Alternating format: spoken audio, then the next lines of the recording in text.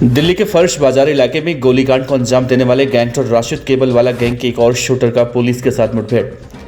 Delhi police की special cell ने encounter के बाद उस बदमाश को किया गिरफ्तार किया गया गैंगस्टर वसीम थाईलैंड में बैठे गैंगस्टर राशिद केबलवाला से सीधे जुड़ा है। वसीम सिग्नल ऐप के जरिए राशिद केबलवाला से करता था बातचीत।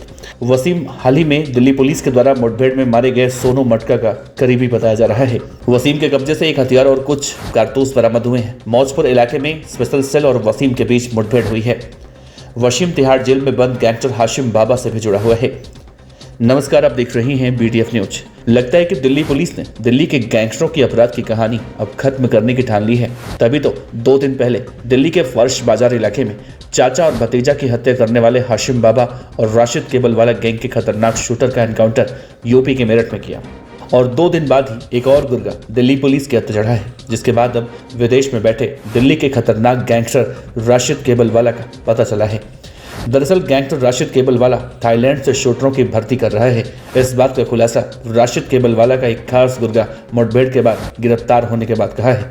पुलिस ने कहा कि फर्श बाजार में डबल मर्डर केस का एक और वांटेड गिरफ्तार हुआ है। दिल्ली पुलिस की स्पेशल सेल ने एनकाउंटर के बाद जब उसे गिरफ्तार किया तो पुलिस के सामने कई बड़े राज खोल रहा है। गैंगस्टर वसीम थाईलैंड में बैठे गैंगस्टर राशिद केबलवाला से सीधे जुड़ा है, यानी सीधे उसकी बातचीत होती है। वसीम सिग्नल ऐप के जरिए ही राशिद केबलवाला से बात करता था। यूपी पुलिस और दिल्ली पुलिस के स्पेशल सेल के जॉइंट ऑपरेशन में हुए एनकाउंटर में मारे गए गैंगस्टर सोनू मटका का भी करीबी बताया जा रहा है वसीम। दरअसल राशिद केबलवाला थाईलैंड से फर्श बाजार हत्याकांड के लिए शूटरों की भर्ती कर रहा था और जिसके लिए वो वसीम से लगातार टच में था। दिल्ली पुलिस की स्पेशल सेल के मुताबिक राशिद केबलवाला थाईलैंड से ही अपने गैंग को मजबूत करने के लिए लगातार गैंग में शूटरों की भर्ती कर रहा है और जिसके लिए उसने दिल्ली में वसीम को यह जिम्मेदारी सौंपी थी। 31 अक्टूबर को चाचा भतीजे की हत्या करने के बाद शूटर सोनू मटका को राशिद के कहने पर वसीम ने पैसे भी दिए थे। वसीम दिल्ली के वेलकम इलाके का रहने वाला है। उसका भाई सलीम टिल्लन भी एक गैंगस्टर है, वो भी राशिद केबलवाला के लिए काम करता है। राशिद केबलवाला दिल्ली का एक कुख्यात गैंगस्टर कहा जाता है जो साल 2022 से नकली पासपोर्ट के जरिए विदेश में भाग गया था। पहले राशिद दुबई गया, फिर फिलहाल थाईलैंड में उसकी लोकेशन बताई जाती है। उसने डब्बा कॉलिंग से दुबई में मौजूद एक दिल्ली के बुकी से करीब 10 करोड़ रुपए की वसूली के लिए भी कॉलिंग की थी। उसका संबंध अमेरिका में मौजूद गैंगस्टर रोहित गोदारा से भी बताया जाता है।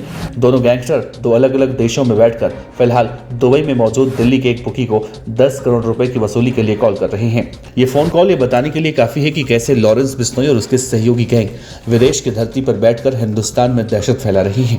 दोनों गैंगस्टर भारत में धड़ल्ले से गैंग में युवाओं की भर्ती में जुटे हुए हैं और सुरक्षा एजेंसियों को ये खुली चुनौती दे रही हैं। राशिद केबलवाला के फर्जी पासपोर्ट पर उसका नाम समीर खान लिखा है। साल 2019 में क्राइम ब्रांच ने गैंगस्टर राशिद केबलवाला पर मकोका लगाया था, जिसके बाद इसे स्पेशल सेल ने 2020 में गिरफ्तार किया था। लेकिन 2022 में राशिद केबलवाला पैरोल लेकर फर्जी नाम से पासपोर्ट बनवाकर विदेश भाग गया। फिलहाल राशिद केबलवाला के इस गुर्गे की गिरफ्तारी के बाद अब कई और जानकारियां निकलकर सामने आ सकती हैं।